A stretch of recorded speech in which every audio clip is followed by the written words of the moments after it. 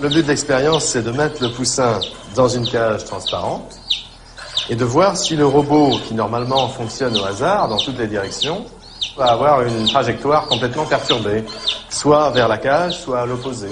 Donc, va-t-il y avoir une influence de la pensée du poussin pour attirer le robot, ou est-ce que c'est impossible ?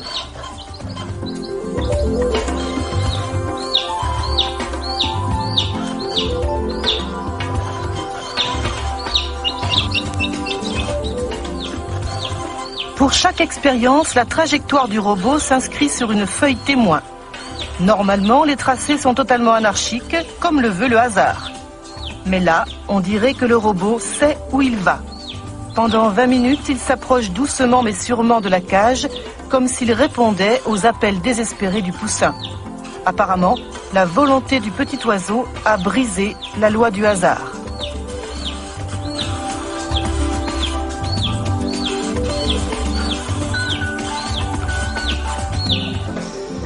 Pendant 4 ans, René Péoc réalise 600 expériences avec 2500 poussins. 17 ans plus tard, il a conservé les tracés comme autant de pièces à conviction. Pour lui, ils sont la preuve que l'esprit a une influence sur la matière, même si actuellement aucune loi physique ne permet de l'expliquer.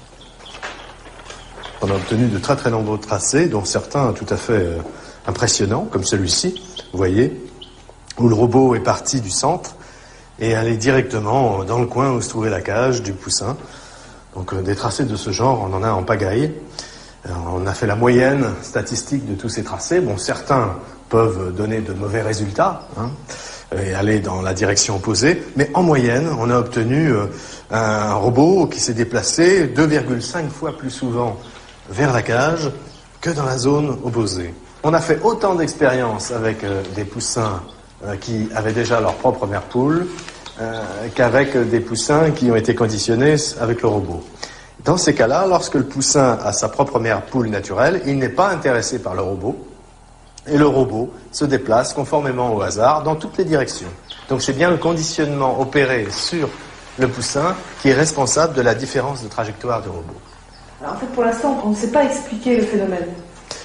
Non, c'est difficile de donner l'explication exacte. Bon, on peut émettre des hypothèses, mais à l'heure actuelle, il faut surtout déjà constater que le phénomène existe bien. Bon, parce qu'il y a des physiciens qui, quelquefois, s'amusent à critiquer, mais en fait, il y a aussi dans la physique fondamentale des phénomènes invisibles, immatériels, comme les lois physiques, les forces, l'énergie, le temps, les dimensions de l'espace. Tout ça, c'est de l'invisible, de l'immatériel, et on ne sait pas ce que c'est à la base. Bien là, la pensée, c'est le même type de phénomène. On ne la constate que par ses effets sur la matière, mais c'est invisible et immatériel. Et on s'aperçoit que l'homme ou l'animal peut interférer, peut biaiser les règles du hasard, de façon à ce que ce hasard lui soit favorable, dans le sens qu'il désire. Est-ce qu'il est difficile en France de choisir un tel thème comme sujet de doctorat ? C'est assez difficile, effectivement, parce que d'abord, on compromet sérieusement sa carrière. Oui.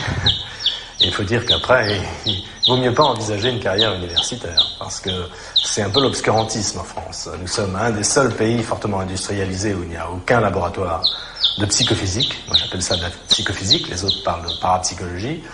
Mais bien que ces phénomènes soient indiscutables, c'est encore un sujet tabou.